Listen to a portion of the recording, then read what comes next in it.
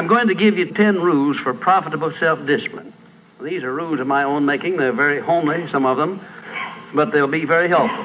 And number one is keep cool when other people get hot. I know you can agree with that one, but I'm not so sure that you'll always live up to it. We're inclined, all of us, to get hot when the other fellow gets hot. Say angry things when the other fellow starts saying angry things. I was in the home of the president of a big electric power company one evening when there came a storm, and he called up one of his head men to go out to take care of an emergency that happened as a result of that storm. It was on Sunday evening.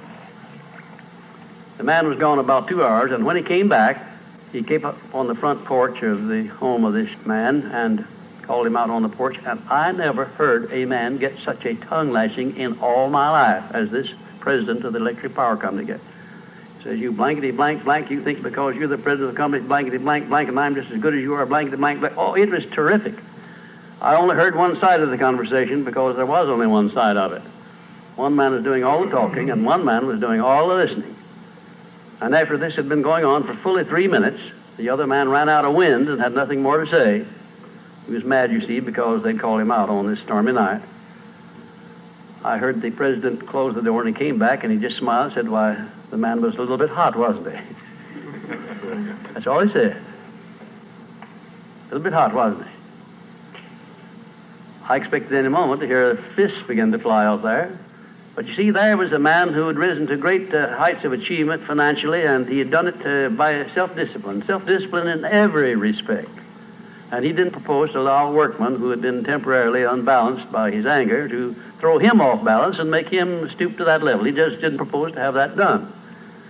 And you'll notice when you get into an argument with anyone, and you're apt to if you don't watch yourself, that if you'll just remain silent while the other fellow's blowing off his top, he finally gets to the point where he's got no more top to blow off. Then if you want to get in a few words of your own, that's a mighty good place to do it. It's a mighty fine thing if the words that you get in are not the kind of the words you've been hearing. In other words, if you say something back kind in return, it's far better for the other fellow and far better for you. It shows you to be the bigger of the two persons. Now, anybody can get mad and blow his top because of what somebody does or says, and that's happening all the time. But the truly big man, the man who is in charge of himself, he doesn't allow anybody to draw him down to that level of a street brawl or of an argument in harsh words unless he wants to do it. And if he's truly a big man, he doesn't want to do it. Number two, remember there are 3 sides to all arguments. We ordinarily think there are 2 sides to all arguments, but they're not, the 3. There's your side, there's the other fellow's side, and then there's the right side, which is usually about in the middle of the 2 viewpoints. Remember that when you get into an argument with the other fellow. Don't assume that he's always at fault. Maybe you're partly at fault too. Maybe neither one is totally at fault. The chances are, in all of the arguments I've ever heard, both parties were partly to blame in one way or another. I have never yet heard an argument where one party entirely was to blame, although I suspect there are such arguments at times. Number 3, never give directives to a subordinate when you're angry. If the matter is urgent, then cool off quickly. Number 4, treat all people as nearly as possible as if they were rich relatives from whom you expected to be remembered in their will. Now that's a good one. That's a honey. That is a honey. If you just do that, treat all people as if they were rich relatives from whom you expected to inherit something at their death. And you can do that. You know, if you had a rich relative that had $1 million he was going to leave to you, or you suspected he was going to, it wouldn't make very much difference what he said or did. He would never throw you off balance. You'd never talk back to him, would you? Of course you wouldn't. You'd be quite silly if you did. Keeping quiet for $1 million seems to me to be a very easy price to pay. Number 5, look for the seed of an equivalent benefit in every unpleasant circumstance with which you meet, no matter what the unpleasant circumstance is. Make it a point to discipline yourself so that you look for that seed of an equivalent benefit, and you start looking in connection with the circumstance. Don't wait a week or two till you've all worked yourself up about it. Start right in where you stand. It'll lessen the blow. It'll lessen the hurt of the wound, whatever it happens to be, if you start looking for that seed of an equivalent benefit. And number 6, learn the almost forgotten art of asking questions and then listening to the answers instead of getting the other fellow told off. It gives you an awful lot of satisfaction when you're angry to get the other fellow told, doesn't it? And the temptation is very great to do that. I know, because I've been there many times. Don't do it. Be bigger than that. Listen to what the other fellow has to say, and then when somebody makes a statement that you're not sure about, learn to ask this one question. It's one of the most important questions in life. It'll serve more purposes than any other short question that I can think of. When somebody makes a statement that you're not sure about, or that you doubt, or that you question, ask a 4-word question. How do you know? And then wait for an answer and see him squirm. Oftentimes there is no answer. People make wild statements that they can't back up. And instead of getting into an argument and making an incident out of the matter and getting yourself worked up into an argument, let the other fellow stew in his own fat by putting him over the barrel. That question, how do you know? I had a clergyman in my class once who was very, well, I just don't know exactly how to describe him. He was a fanatic, you might say, on the subject of religion. And he was sure that he knew exactly what was going to happen to me after death. He said so in no uncertain terms, not in the class, but in a private conversation. And he raved and ranted for quite a little while about it.